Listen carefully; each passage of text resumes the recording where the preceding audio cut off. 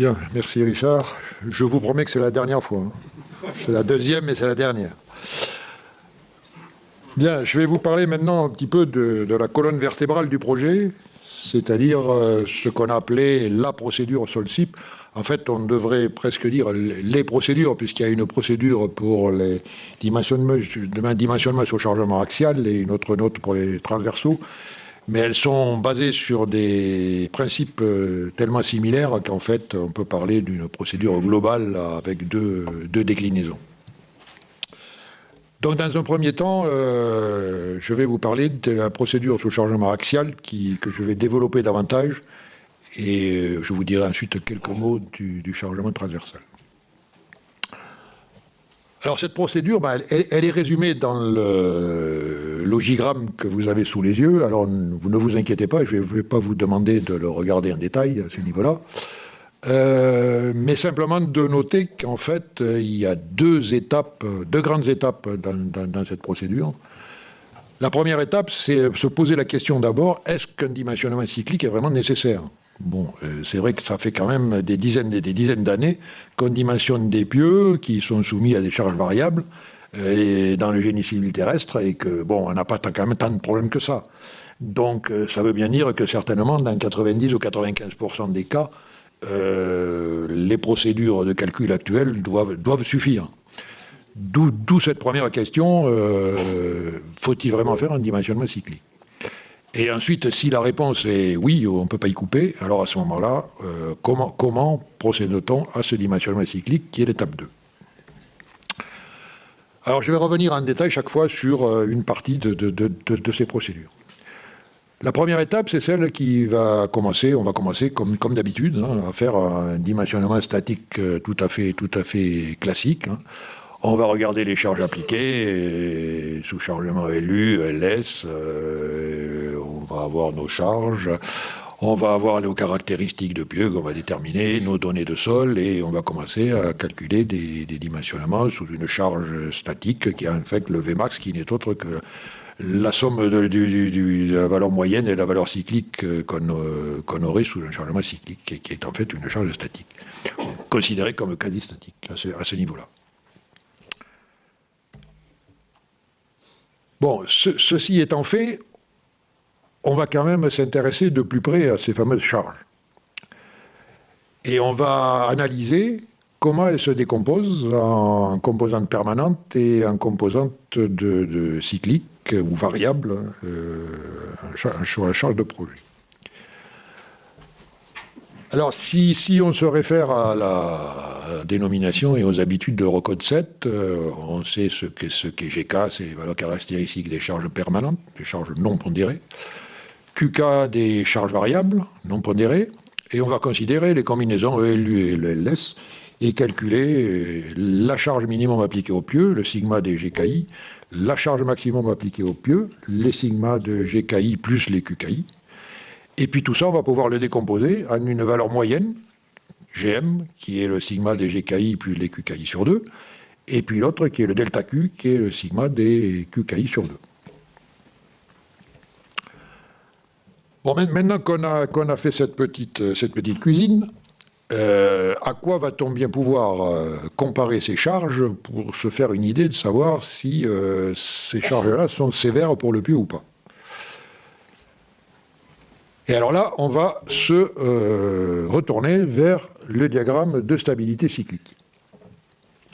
Alors la première chose, c'est de sélectionner un diagramme de stabilité cyclique qui soit représentatif du type de pieux et du sol dans lequel on va travailler. Est-ce qu'il existe, est-ce qu'il n'existe pas ? S'il n'existe pas, ou qu'on soit très loin d'un diagramme existant, il va falloir aller recourir après à des essais spécifiques, et on va voir ça cet après-midi dans la dernière partie. Mais si on a un diagramme qu'on considère à peu près représentatif, alors, dans ce diagramme-là, qu'est-ce qu'on va faire ? Eh bien, on va reporter le point de chargement dans le diagramme. Alors ici, sur le diagramme qui est là, on va reporter 3 points qui correspondraient, d'une part au chargement, à la combinaison charge moyenne, charge variable, sur un ouvrage classique comme un pont, par exemple, qui est le carré qui est ici. Et puis on a représenté également un point qui pourrait représenter le chargement d'un jacket, d'une plateforme en treillis métallique de production pétrolière. Et puis on a représenté ici un chargement qui, vous voyez, la charge moyenne est relativement faible. Et par contre, la charge cyclique est forte, c'est-à-dire que le rapport QC sur QM est élevé, et ça peut correspondre au chargement d'une éolienne offshore. Donc avec peu de poids et par contre des chargements cycliques importants. Et donc ces points, ils se placent ici. Vous remarquerez que les points sont toujours dans une zone où ils respectent la valeur du coefficient de sécurité statique. Les ouvrages offshore ici sont sur la ligne à 1,5 de coefficient, ce qui correspond au coefficient de sécurité global sur les charges extrêmes.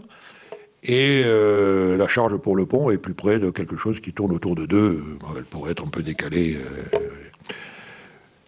Donc maintenant, ces charges, en quoi on va les comparer? On va les comparer aux deux lignes qui sont d'une part la ligne de zéro dommage ou la ligne qui sépare le chargement stable du chargement métastable, ou encore la ligne qui correspond à 1000 cycles de stabilité. Et puis à l'autre ligne, qui est une ligne qu'on peut estimer qui est dans la ligne de rupture à F égale 100. Alors, pardon, qu'est-ce que c'est que ça? Ça va un peu vite là. Sélectionner. Ah oui, je suis allé un peu vite là. Toc, voilà. Alors si le point, comme c'est le cas pour l'ouvrage de chargement, le cas de chargement du pont ou du bâtiment, si le point se situe sous la ligne de zéro dommage, on va pouvoir conclure que finalement le chargement statique est tout à fait justifié et qu'il n'y a pas lieu de poursuivre plus avant. Si au contraire on se retrouve là-haut avec le point qui correspond à notre jaquette d'éolienne tout à fait au-dessus de la ligne NF égale 100, là manifestement, même si on aurait la résistance, enfin on aurait une sécurité suffisante sur chargement statique, là manifestement le pieu est mal dimensionné. Donc il va falloir revoir ce dimensionnement et intégrer une procédure de dimensionnement cyclique pour ramener ce point dans une zone au moins à l'intérieur de la zone métastable. Et si le point est déjà dans la zone métastable, alors on a le choix, soit on se dit, on fait une analyse cyclique et on voit si on peut justifier la position de ce point là où il est, soit on se dit, oh là là, c'est compliqué, on ne va jamais avoir exactement ce qu'il nous faut, ou on n'a pas le temps, dans le cadre du projet, de faire des essais, de revoir le comportement cyclique. Mais à ce moment-là, tant pis, on va accepter de surdimensionner le pieu, peut-être, et donc de revoir considérablement le dimensionnement avec un pieu qui est plus gros que ce qu'il aurait fallu sous le chargement statique, de façon à ce que, comme à ce moment-là, on va modifier la valeur de VU en compression, qu'on va l'améliorer puisque le pieu sera plus gros, on va faire descendre le point dans le diagramme et le faire passer en dessous de la ligne de zéro dommage. Et autre possibilité, on peut se dire, mais est-ce que mon diagramme cyclique que j'utilise, est-ce qu'il est bien réellement pertinent par rapport au type de sol dans lequel je suis? Est-ce que je ne peux pas, en faisant quelques essais complémentaires, repréciser la position de mes courbes de zéro dommage et NF égale 100, de façon à peut-être avoir un meilleur comportement du système sol-pieu que ce que je suppose à l'heure actuelle. Et à ce moment-là, ça voudra dire qu'il va falloir aussi faire des essais cycliques complémentaires et des tests cycliques. Alors, ça c'est relativement sympathique parce qu'on se dit, si j'ai mon diagramme cyclique, j'ai mes charges classiques LU et LS, je peux positionner mes points et j'ai une réponse là, très bien. OK. Sauf qu'il y a quand même un petit problème, c'est que les critères de stabilité cyclique, les diagrammes qu'on a établis, ils ont été établis sur des pieux qui sont relativement courts et qui sont surtout relativement rigides. Ça, quand on recalcule les rigidités de ces pieux, on s'aperçoit qu'ils ont une rigidité axiale assez forte. Et donc, en fait, ce sont des pieux qui ont un comportement tel que, quand on les sollicite à un endroit, ils font un petit peu ça, quoi. Mais on n'a pas l'effet de la rigidité le long du pieu. Donc, il faut se méfier, et c'est-à-dire qu'il faut faire aussi un check sur la rigidité relative axiale du pieu.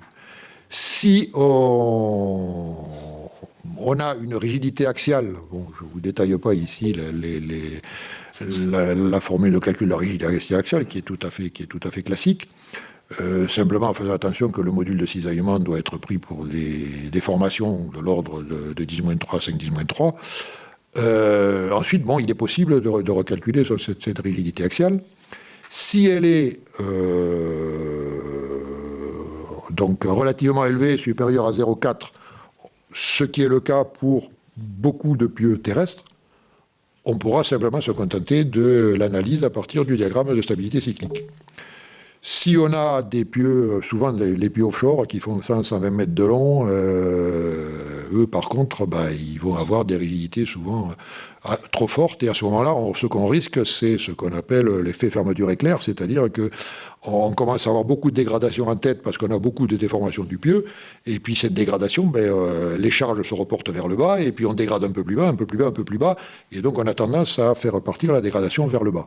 Donc là, ça veut dire que dans tous les cas, il va falloir qu'on fasse une analyse cyclique du comportement du pieu. Donc ça, c'est ce que je viens de vous dire, donc je vais passer à la partie suivante. Alors maintenant, à partir de ces critères-là, on doit savoir si, effectivement, dans le cas où il faut faire un dimensionnement cyclique ou dans le cas où on peut s'en passer. S'il faut faire un dimensionnement cyclique, il va y avoir essentiellement trois thèmes, trois actions à avoir. D'une part, il va falloir s'intéresser aux actions. D'autre part, il va falloir s'intéresser à la dégradation du pieu. Il va falloir établir des lois de dégradation pour le complexe sol-pieu de référence.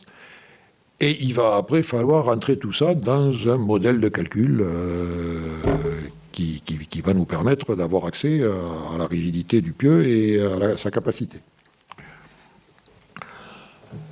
Alors tout d'abord, intéressons-nous au chargement.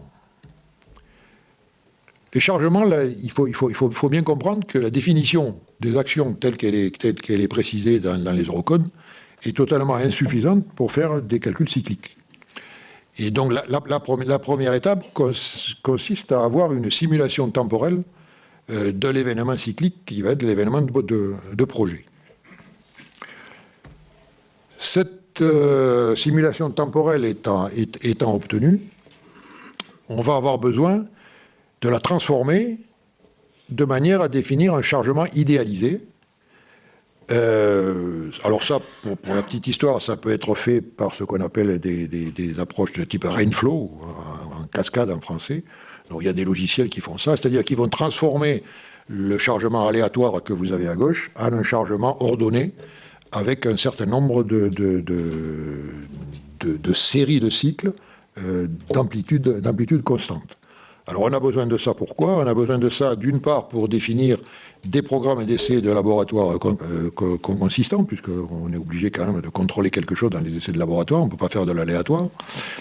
On en a besoin pour éventuellement organiser des tests de pieux, et puis on en a besoin pour établir des nombres de cycles équivalents qui vont permettre de savoir quel est l'effet global de la tempête sur le pieu, au final, sur le dernier cycle de chargement, ou de passer de l'équivalence en dégradation d'une série de cycles à une autre.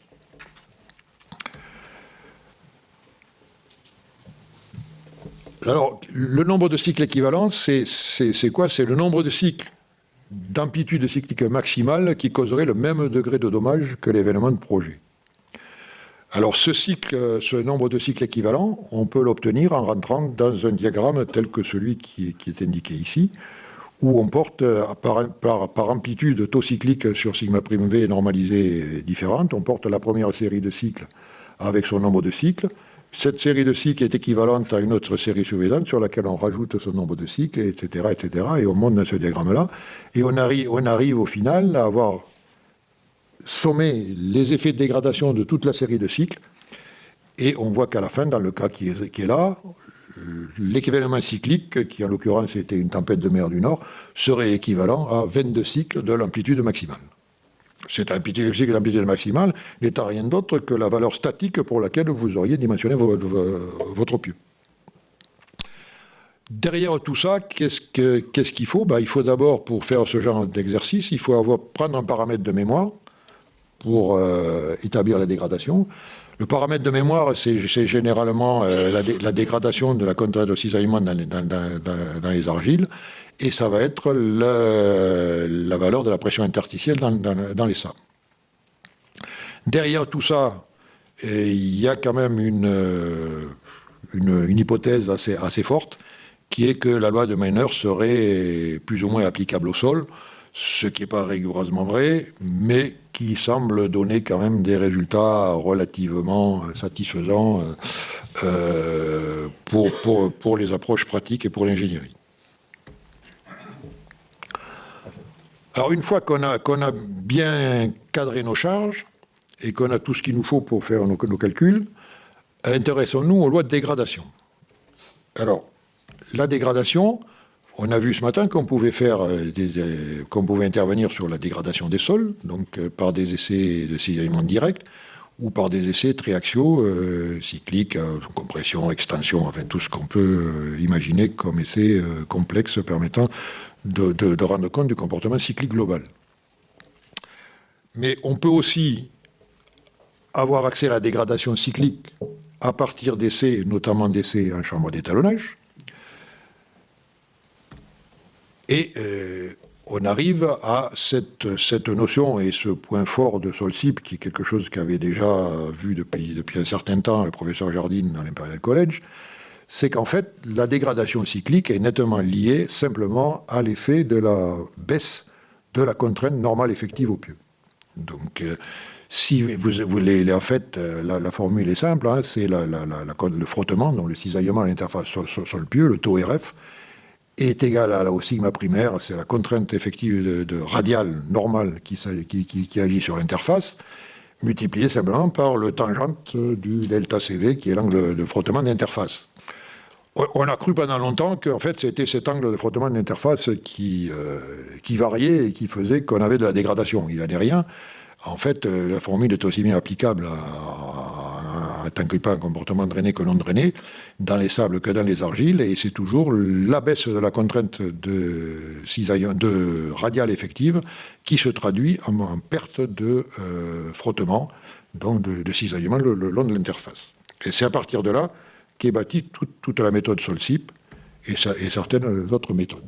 Alors, cette hypothèse forte, on la voit bien sur ce qui est indiqué ici, c'est-à-dire c'est les chemins de contrainte qui sont suivis le long du pieu, sur des pieux instrumentés avec des capteurs qui sont fiables, on va dire, et on voit bien ici que les cycles, en fait tous les petits cycles, c'est-à-dire tous les cycles que va subir le pieu sous chargement de service, vont avoir un effet contractant sur le matériau et vont petit à petit donc rapprocher les chemins de contrainte de la courbe d'état limite.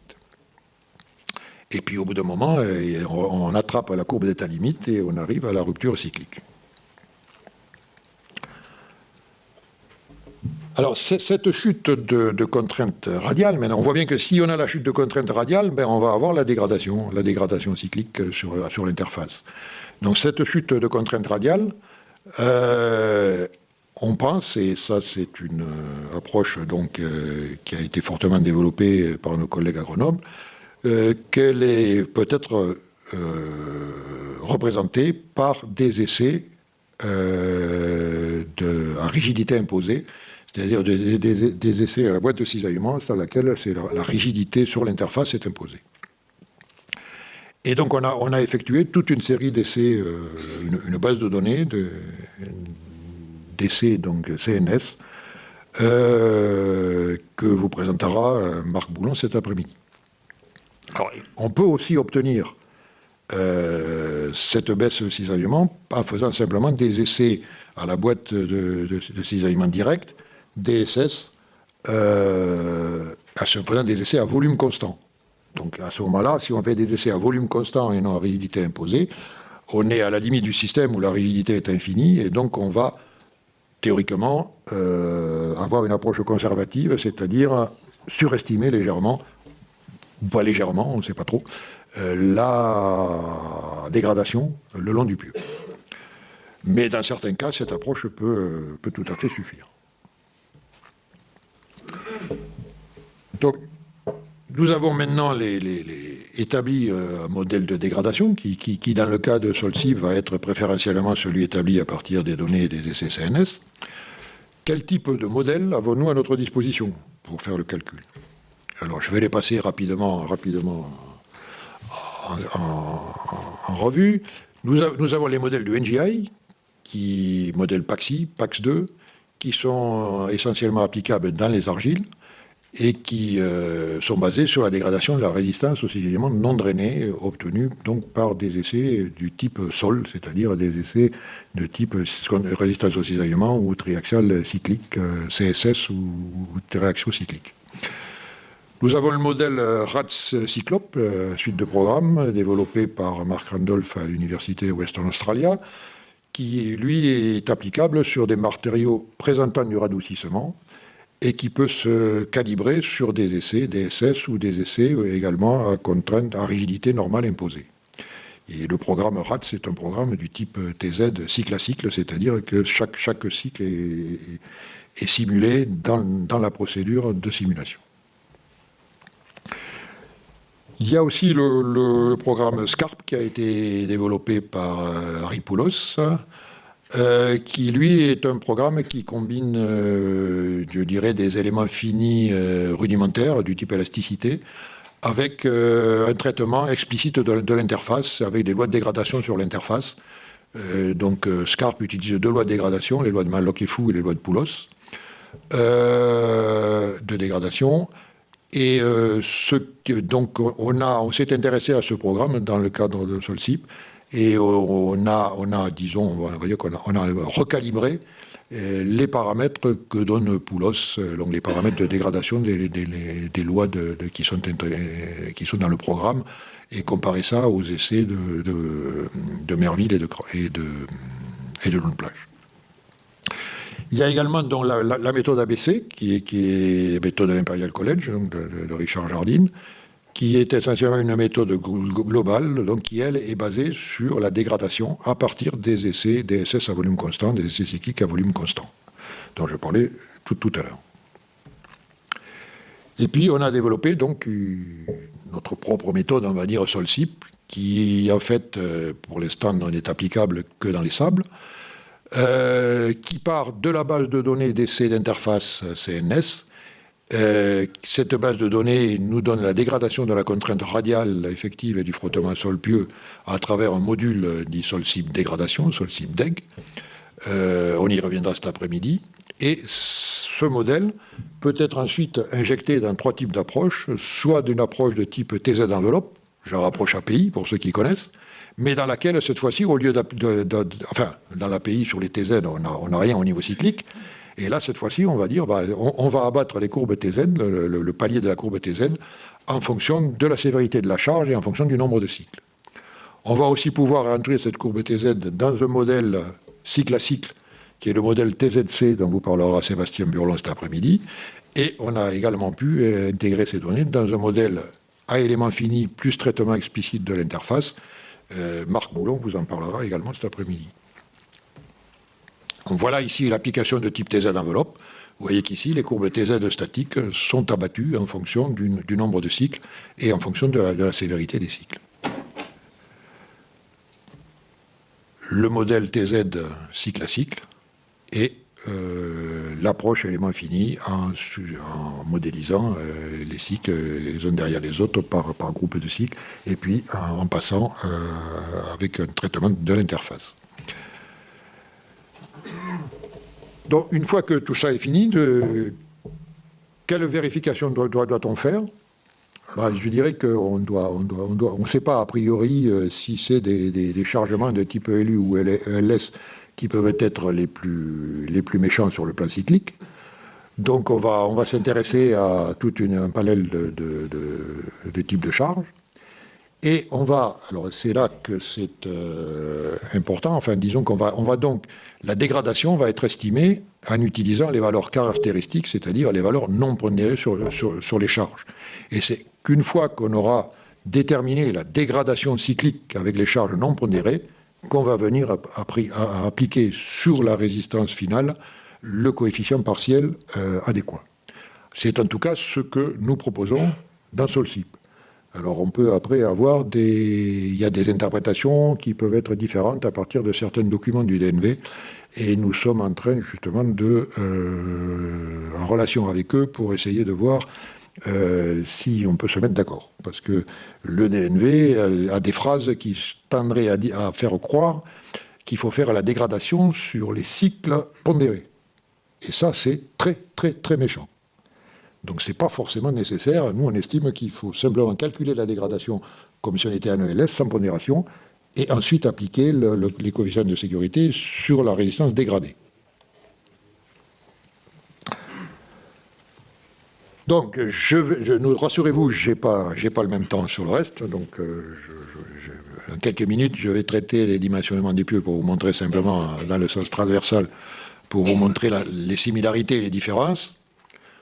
Le diagramme de base, c'est le même principe, étape 1, étape 2. Pour ce qui concerne est-ce qu'un dimensionnement cyclique est nécessaire, c'est également le même principe que celui qu'on a vu, mais les critères sont essentiellement différents. On a certains critères qui sont basés sur des approches qui ressemblent à des diagrammes de stabilité, mais c'est uniquement dans le cas des argiles. Dans le cas des sables, c'est un peu différent. Jacques Garnier vous expliquera ça cet après-midi. Et là également, on va voir intervenir dans le cadre des chargements axiaux, des chargements transversaux, on va voir intervenir un fort effet de la rigidité transversale. Et au niveau des méthodes, on a regardé deux approches, l'approche par la méthode globale et l'approche par la méthode locale, la méthode locale étant similaire à la méthode PY. Les conclusions de tout ce qu'on a fait, c'est que la méthode globale, quand on peut s'en contenter, est de loin la plus robuste à l'heure actuelle. C'est beaucoup plus délicat de passer à des courbes PY dites cycliques qui contiennent l'effet des cycles. C'est un traitement un peu artificiel et qui n'est valable que dans certaines gammes de traitements, etc. Donc, on préfère aujourd'hui recommander une méthode globale à chaque fois que c'est possible. Et par méthode globale, pour fixer les idées, c'est ça, c'est-à-dire relier le déplacement au cycle n au déplacement au cycle 1. Alors, cette approche a l'avantage que dans le déplacement au cycle 1, on a déjà intégré toute la réponse du système. Puisqu'après, on fait que ajouter l'effet des cycles sur un comportement de base qui est le comportement statique initial. Et on voit que dans les expressions qu'on a données, notamment ici pour les sables, on a donc trois composantes. L'effet de sévérité des cycles, le HC sur Hmax, l'effet de la rigidité à travers le coefficient CR de rigidité transversale qu'on définira après-midi, et l'effet du nombre de cycles à travers ici une formule en log de n. On a une formule équivalente, je vais dire, pour les argiles, qui, elle, log de n est en puissance n. Enfin, à n puissance. Voilà. Je suis à peu près dans les temps, je crois. Donc,